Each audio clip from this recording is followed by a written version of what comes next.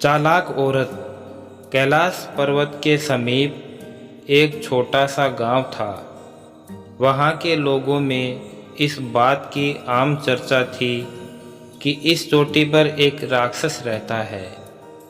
एक बार 1 घंटा लेकर भागते हुए किसी चोर को शेर ने मार डाला। उस चोर का घंटा बंदरों के हाथ लग गया।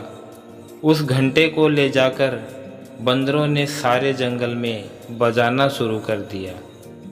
उधर से लोगों ने आकर मरे हुए उस चोर के शव को देखा। फिर साथ ही साथ निरंतर घंटा बजने की आवाज़ें सुनते रहे। उन्होंने यही समझा कि पहाड़ की चोटी पर रहने वाले राक्षस ने आदमी की हत्या कर दी है। ये बात जंगल की आग के भांति चारों तरफ फैल गई। लोग राक्षस के डर के मारे वहाँ से भागने लगे। यह बात राजा के कानों में भी जा पहुँची। इसी गांव के बाहर एक उल्टा स्त्री रहती थी जो बहुत ही चालाक थी। उसने जैसे ही लोगों को घर से भागते हुए देखा तो हैरान रह गई।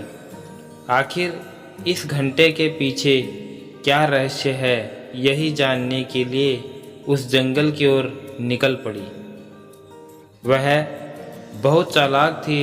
उसे पता था कि यह घंटा राक्षस नहीं बजा सकता।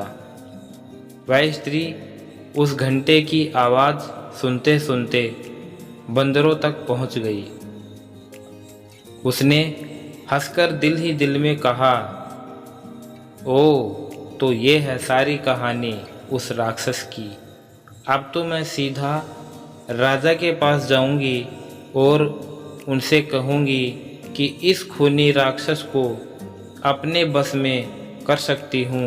यही सोच चतुर नारी राजा के पास पहुँच जाती है। उसने जाते ही कहा, महाराज आप थोड़ा सा धन खर्च करें तो मैं उस खूनी राक्षस के घंटे की आवाज़ सदा के लिए बंद कर सकती हूँ। राजा ने अपनी प्रजा के दुख को देखते हुए उस औरत को बहुत सारा धन देकर कहा कि जाओ तुम उस खूनी राक्षस को काबू में करके हमारी दुखी प्रजा को बचाओ। चालाक औरत ने अपना नाटक आरंभ कर शिव, गणेश, काली माँ की मूर्तियाँ इकट्ठी कर अपने गले में डाल ली और राजा को नमस्कार कर वहाँ से चल पड़ी। उस औरत ने बाहर निकलकर बंदरों के लिए कुछ फल फूल इकट्ठे किए।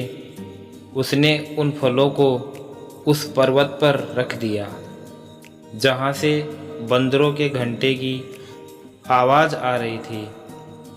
बंदरों ने जैसे ही फलों का ढेर देखा तो उन्होंने उस घंटे को दूर फेंक दिया और उन फलों पर टूट पड़े।